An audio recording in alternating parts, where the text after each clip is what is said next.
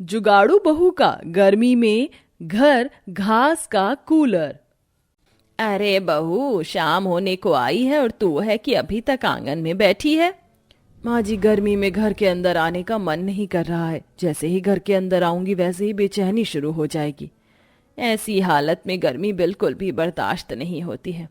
लेकिन बहू, तू ऐसे रात भर बाहर भी तो बैठ नहीं सकती ना। चल जा, अंदर बैठ जा। इतना कहकर शीला अपनी 6 महीने की गर्भवती बहू को उठने में मदद करती है और उसे घर के अंदर ले आती है। थोड़ी देर में खाना खाने के वक्त हो जाता है। शीला जैसे ही सबको खाना परोसती है, माँ, ये बदबू कहाँ से आ रही है? हाँ दादी, कितनी गंदी बदबू आ रही है। लगता है इस दाल के अंदर से आ रही है। लेकिन ये दाल तो मैंने शाम में ही बनाई थी, तो इतनी जल्दी खराब कैसे हो गई? माँ, ये गर्मी का मौसम है। ऐसे मौसम में तो खाना बनाते ही खा लेना चाहिए, वरना खाने को खराब होने में देर नहीं लगती। ये सप्ताह में तीसरी बार सब्जी खराब हुई है। अगर ऐसे ही बार बार सब्जी खराब होती रही, हमारा कितना नुकसान होगा। सब्जी खराब हो जाने की वजह से अब सभी लोग अचार के साथ चावल खाकर सो जाते हैं। लेकिन बिना पंखे के इतनी भयंकर गर्मी में सोना पूरी परिवार के लिए बहुत ज्यादा मुश्किल था। बाप रे बाप, कितनी गर्मी हो रही है। क्या हुआ बहू? माँ जी, ऐसा लग रहा है कि शरीर के अंदर से आग निकल रही है। हाँ माँ, मुझे भी बहुत गर्मी लग रही है। कुछ करो ना माँ, गर्मी की वजह से मैं रात भर नहीं सो पाती और क्लास में मुझे नींद आती है। पता है, आज भी क्लास टीचर ने मुझे क्लास में सोने की वजह से कितना डांटा। अपनी बेटी की बात सुन गरिमा को एक तरकीब सूझती है और वो जल्दी से गुनगुन की किताब से पेज फाड़ कर उससे हाथ वाला पंखा बना लेती है और अब गुनगुन को उसे हवा करने लगती है। माँ, अब थोड़ा अच्छा लग रहा है। अब सभी लोग घर में कागज से पंखे बनाकर खुद को हवा करने लगते हैं।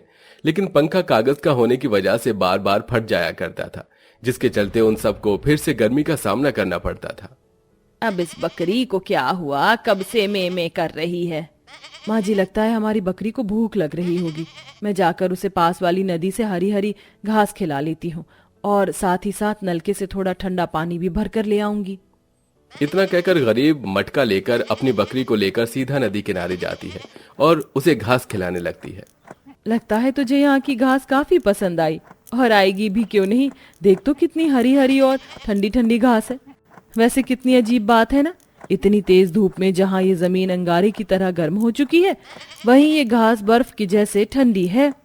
इतना कहकर गरिमा पास लगे नल के अंदर से पीने का पानी भरने लगती है कि तभी वो देखती है कि नाली के अंदर से ठंडे पानी की बजाय खौलता हुआ पानी आ रहा है। हे भगवान, ये जमीन का पानी है या ज्वालामुखी का? इस पानी को तो ठंडा होने में पूरा दिन ही निकल जाएगा। अब क्या करूं?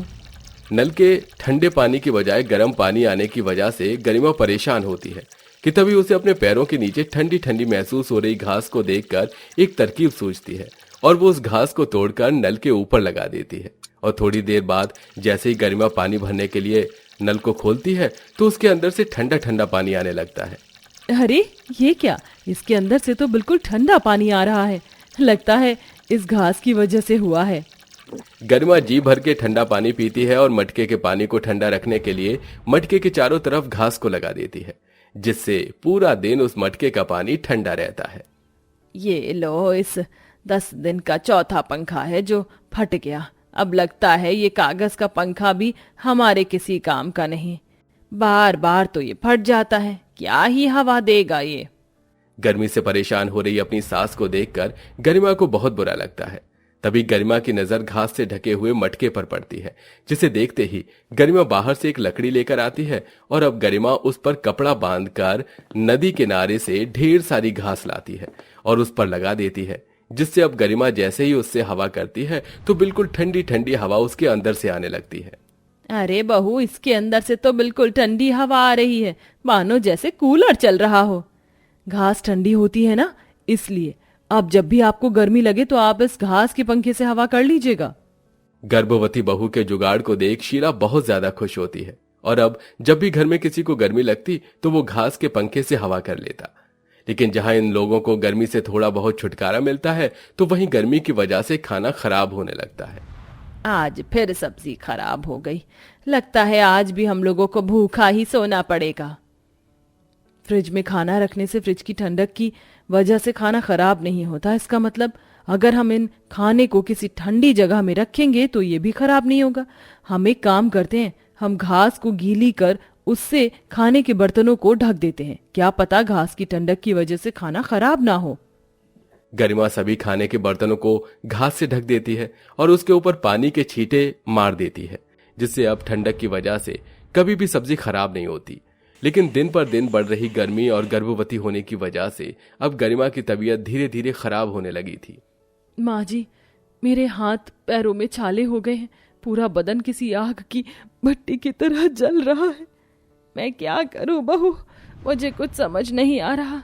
काश हमारे घर में भी एसी होता तो उसकी ठंडक से तुझे जलन नहीं होती।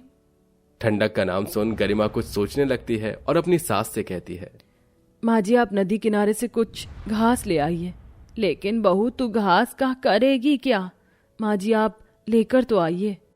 अपनी बहू की बात सुन शीला नदी किनारे जाती है और वहां से ढेर सारी घास ले आती है, जिसके बाद गरिमा उन घास की चटाई के नीचे और अपने हाथ पैरों पर रख देती है, जिसकी ठंडक की वजह से गरिमा की जलन कम होने लगती है। गरिमा के इन घास के जुगाड़ की वजह से गरिमा के साथ साथ उसके परिवार वालों को थोड़ी बहुत गर्मी से राहत मिलती है। ऐसे ही दिन गुजरने लगते हैं और गर्मी भी अब अपनी चरम सीमा पर पहुंच जाती है। क्या बात है विनोद भाई साहब, आपके घर में तो एसी आ गया, लेकिन आप कुछ महीने पहले ही तो कूलर लेकर आए थे, अब उसका क्या करोगे? सोच रहा हूं कि बेच दूं। एक काम क्यों नहीं करते तुम, वो कूलर ले लो। तुम्हारे घर में तो एक पंखा भी नहीं है, सिर्फ 500 रुपए में कूलर बेच रहा हूं, ले लो, तुम्हारा ही फायदा है इसमें। इतने सस्ते दामों में कूलर मिलता देख और अपने परिवार वालों की गर्मी में हालत खराब होता देख अरुण उस कूलर को खरीद लेता है। लेकिन जैसे ही अरुण उस कूलर को अपने घर में लाकर चलाता है तो वो कूलर चलना ही बंद कर देता है। अरे ये क्या, ये कूलर चल ही नहीं रहा है। कहीं उन्होंने आपको खराब कूलर तो नहीं दे दिया? आप एक काम करिए। गरिमा की बात सुन अरुण उस खराब कूलर को लेकर वापस विनोद को देने के लिए जाता है, लेकिन विनोद उस कूलर को लेने से मना कर देता है। लगता है तुमने इस कूलर को खराब किया है और अब तुम मुझ पर इल्जाम लगा रहे हो। मैं तो नहीं लूंगा ये कूलर वापस, समझे? जो करना है कर लो। विनोद के कूलर न लेने की वजह से अरुण परेशान हो जाता है और निराश होकर वापस खराब कूलर को घर ले आता है। अब मैं क्या करूं, एक तो 500 रुपए गए, ऊपर से ये कूलर भी खराब है, ये तो चलने का नाम ही नहीं ले रहा है। अरुण को इतना परेशान देख गरिमा भी अब काफी ज्यादा परेशान हो जाती है कि तभी उसे एक ख्याल आता है। सुनिए, मैंने जुगाड़ करके इतनी सारी घास की चीज बनाई है, तो क्यों ना अब हम मिलकर जुगाड़ करें और घास का कूलर बनाएं? क्या, घास कूलर? हाँ, घास का कूलर। देखिए, कूलर में लगने वाली जो घास होती है हम उसकी जगह ये हरी घास इस्तेमाल करेंगे और कूलर को भी पूरी तरह से घास से ढक देंगे। आप बस इसकी मोटर को ठीक कर दीजिए। जहां अब एक तरफ गरिमा घास से उस पूरे कूलर को अच्छी तरह से ढक देती है, उसके ढक्कन में अच्छी तरह से घास को लगा देती है, वहीं कुछ घंटे की मेहनत से अरुण मोटर को ठीक कर देता है और मोटर को घास से ढककर कूलर के अंदर लगा देता है। जिसके बाद अब वो लोग जैसे ही बटन चालू करते हैं तो उस मामूली घास के कूलर से हवा किसी एसी से ज्यादा ठंडी आने लगती है। माँ, कूलर में से तो बहुत ठंडी ठंडी हवा आ रही है, मुझे तो अब ठंडी भी लग रही है। इसके अंदर से तो सच में बहुत ठंडी हवा आ रही है, ऐसा लग रहा है कि मैं किसी बर्फीले पहाड़ पर आ गई हूँ।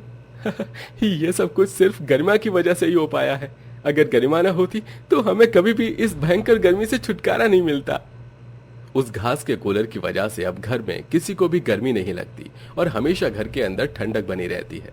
गर्भवती गरिमा को भी अब कोई भी परेशानी नहीं होती और ऐसे ही कुछ दिन गुजर जाते हैं और गरिमा एक सुंदर से बेटे को जन्म देती है और अब पूरा परिवार उस घास के कूलर की ठंडी हवा में आराम से अपने गर्मी का मौसम गुजारता है।